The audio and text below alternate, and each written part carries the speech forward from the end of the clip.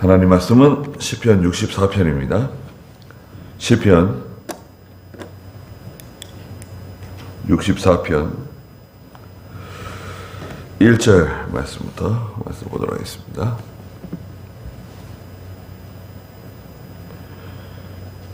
(64편) 1절입니다. 앞에 지휘자를 따라 부르는 다윗의 시라고 되어 있고요. 하나님이시여, 탄식 가운데 부르짖는 내 소리를 들으시고 내 생명을 원수의 위협에서 보호하소서. 악인들이 음모할 때 나를 숨겨주시고 행악자들의 무리로부터 나를 숨기소서. 그들은 혀를 칼같이 날카롭게 하며 독한 말을 화살처럼 겨누어 죄 없는 사람을 쏘려고 숨어 있다가 갑자기 쏘고도 두려워하지 아니합니다. 그들은 서로 악한 일을 부추기고 몰래 덫을 놓으려고 모의하며 누가 우리를 보겠느냐 라고 말합니다. 그들은 불의한 일을 꾸미고는 우리가 꾸민 계략이 완전하다 라고 하니 사람의 속과 마음은 헤아릴 수 없습니다. 그랬습니다. 여기 앞에 지휘자를 따라 부르는 다윗의 시라고 되어 있고요. 1절에 보니까 하나님이시여, 탄식 가운데 부르짖는 내 소리를 들으시고 내 생명을 원수의 위협에서 보호하소서 그랬습니다.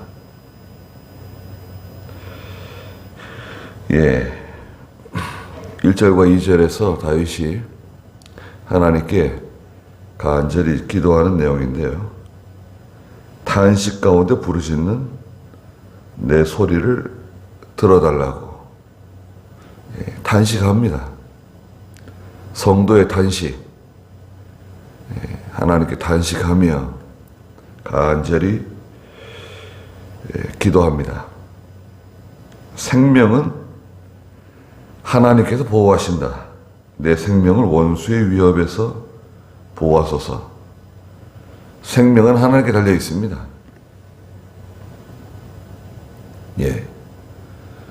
생명은 하나님께 달려 있다. 사자굴에 들어가든지 풀목불에 들어가든지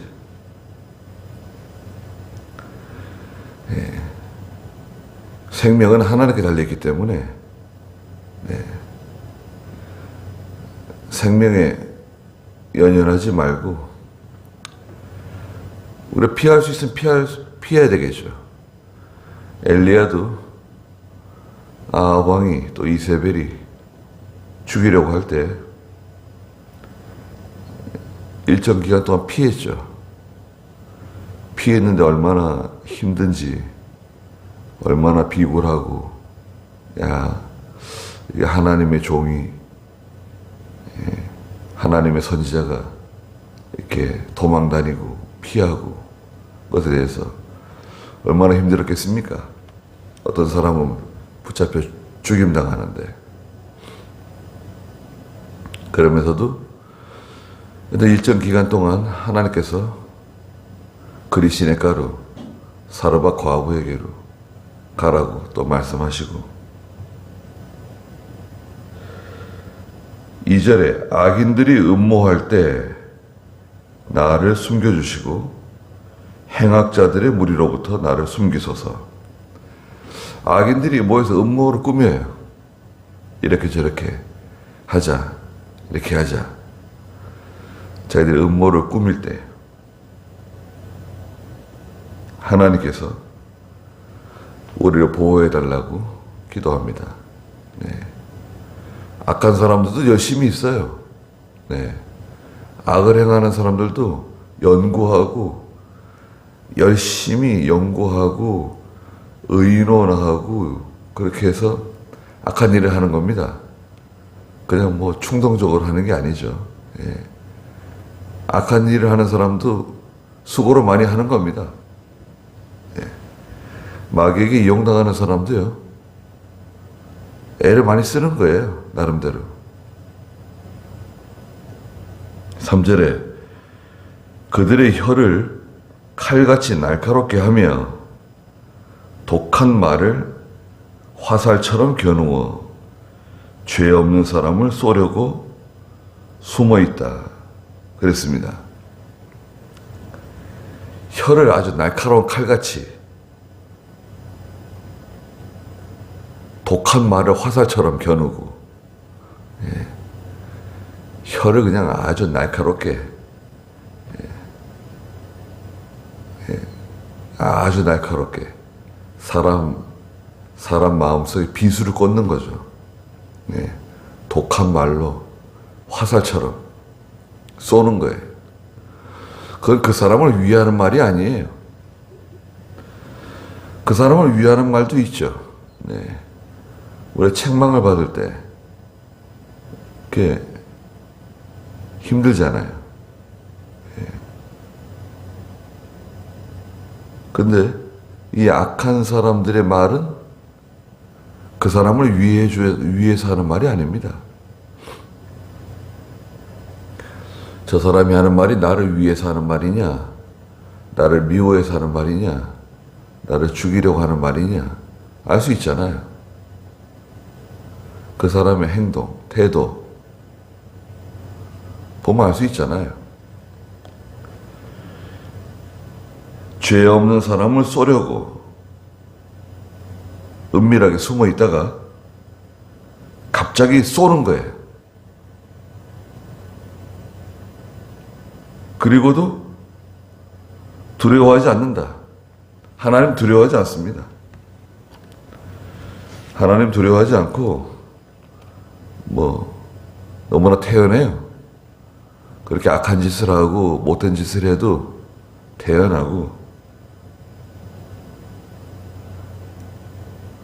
그 사람들은 하는 말이 그 41편에 보면요, 하나님의 참 성도가 병들어 쓰러지기를 바래요. 41편 5절 6절 한번 읽어주시겠어요? 내 원수들이 내게 악담하기를 그가 언제 죽어서 그 이름이 없어질까 합니다. 그가 나를 만나러 와서는 마음으로 거짓된 것만 말하고 스스로 악한 일을 모아 두었다가 밖으로 나가서 떠듭니다. 네. 원수들이 뭐라고 말하냐면, 그가 언제 죽어서 그 이름이 없어질까? 그게 원수예요. 그런데 다윗을 만나고 다윗과 대화하고 또 다윗이 이렇게 병들어 쓰러져 있으면 찾아와서 들여다보는 사람이에요. 그러니까 가까운 사람이죠. 가까운 사람입니다. 항상 만나는 사람이에요. 다윗을 언제든지 찾아가서 만날 수 있고 들여다볼 수 있고, 중요한 일을 서로 논의하는 사람이에요. 그런데 나가서는 자기들끼리 모여 앉아가지고, 다윗이 언제 죽을까? 왜 빨리 안 죽을까? 이참에 일어나지 못했으면 좋겠다. 그가 나를 만나러 와서는 마음으로 거짓된 것만 말하고 스스로 악한 일을 모아두었다가, 약점들 또 비방할 만한 그런 거리를 모아두었다가 밖에 나가가지고 막 떠들어대는 거예요. 다윗이 이렇게 말했다. 다윗이 이렇게 말했다. 이게 참 얼마나 악한 일입니까? 그렇다고 해가지고 다윗이 일일이 쫓아다니면서 네가 그런 말을 했냐? 왜 그런 말을 했냐? 그런 거 따지고 다닐 수 있어요?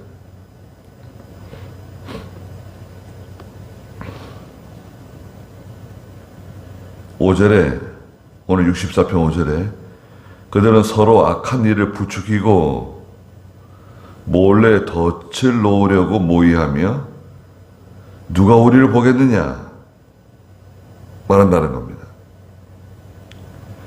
악한 일을 서로 부추기고 잘한다. 아유 잘한다. 네가 하는 일은 옳은 일이야. 좋은 일이야. 그 하나님이 기뻐하시는 일이야. 또 이렇게 말할지도 모르죠. 몰래 덫을 놓으려고 모의하며 누가 우리를 보겠느냐? 누가 우리를 보고 누가 우리를 방해하고 회방하겠느냐? 우리 거리낄 것 없다. 정당하다. 6절에 그들은 불의한 일을 꾸미고는 우리가 꾸민 계략이 완전하다.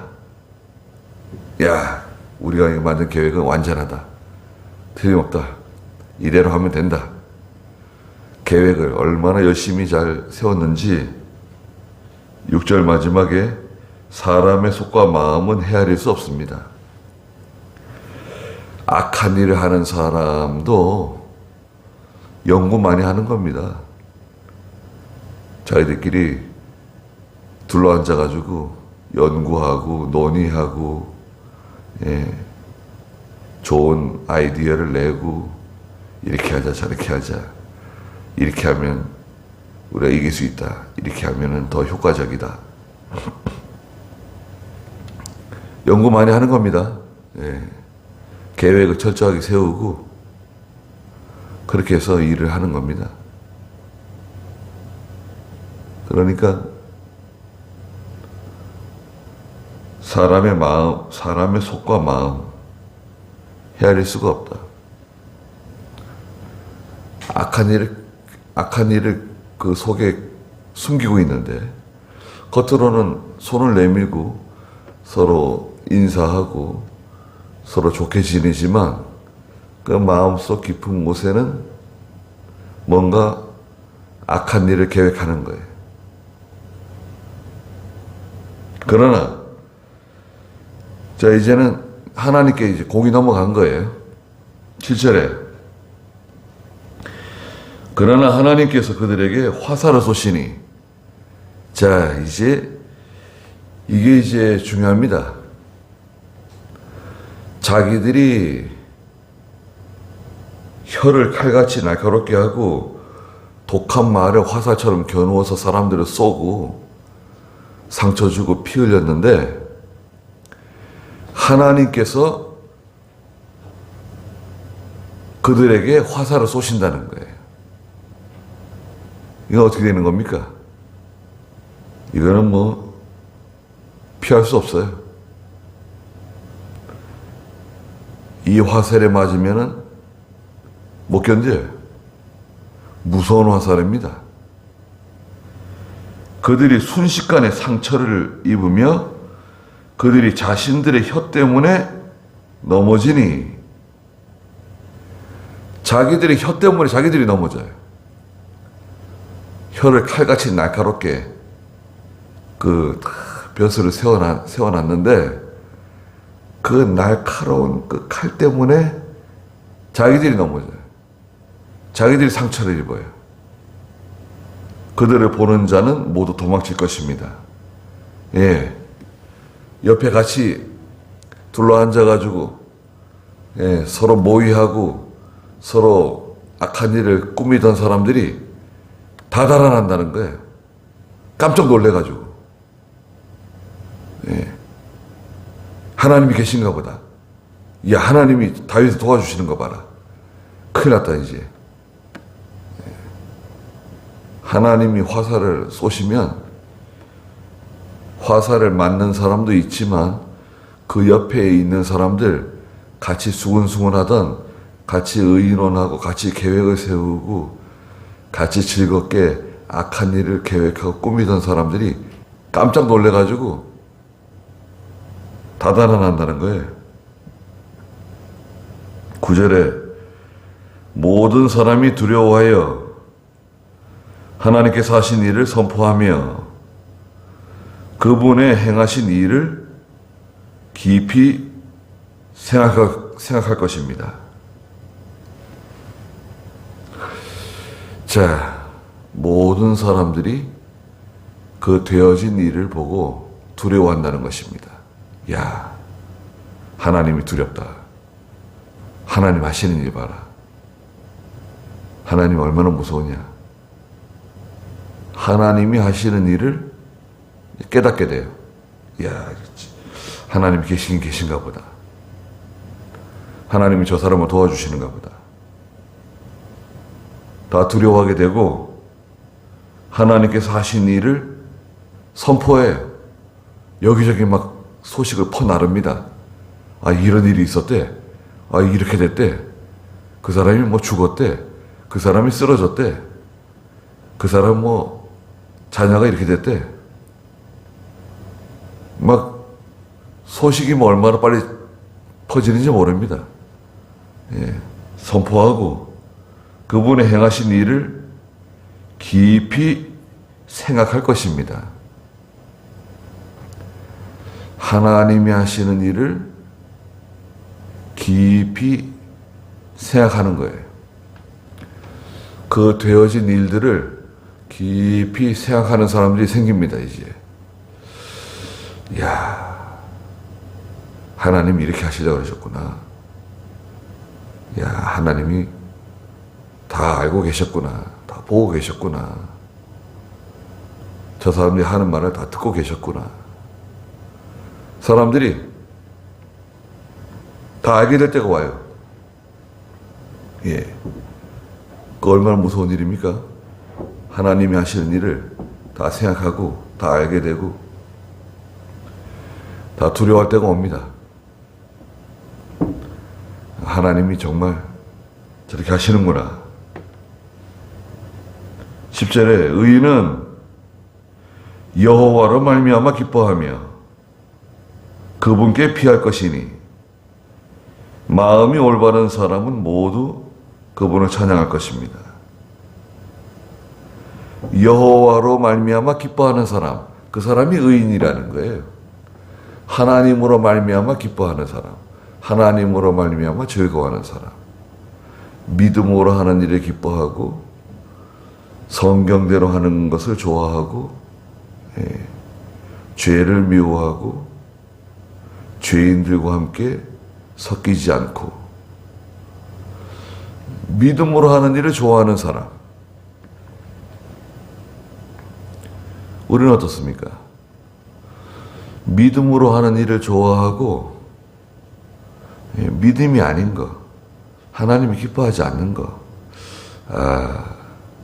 저런 일은 하나님이 기뻐하지 않으신다. 저렇게 하는 것은 성경적이지 않다. 알 수 있잖아요. 그건 삼척 동자도 압니다. 네. 성경을 잘 몰라도 믿음이 어려도 보면 보통 알아요. 야, 이렇게 하는 거 하나님 기뻐하시겠냐? 다 압니다. 그걸 뭐 일일이 물어볼 필요 없어요. 네. 우리도 마찬가지입니다. 이렇게 하는 거 하나님 기뻐하실까? 이것은 성경에 맞는 일인가? 고민 많이 안 해도 답이 나옵니다. 고민할 것도 없어요. 고민한다고 하는 것은 뭔가 이상한 거예요. 고민한다고 하는 것은 뭔가 욕심이 들어온 거예요, 벌써. 예. 고민할 필요 없어요. 뻔한 건데, 뭐. 네. 뻔해요. 다 알 수 있는 겁니다. 하나님이 이렇게 하신 거다.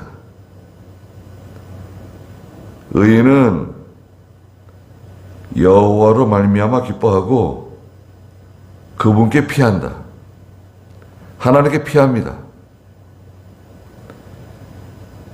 하나님께서 바위시고 요새시고 도피성이시고 하나님께 피합니다. 환난 날에 나를 부르라.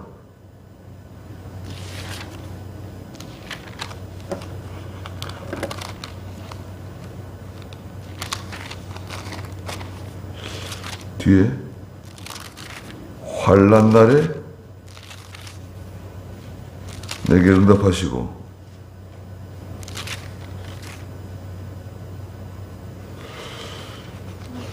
뒤에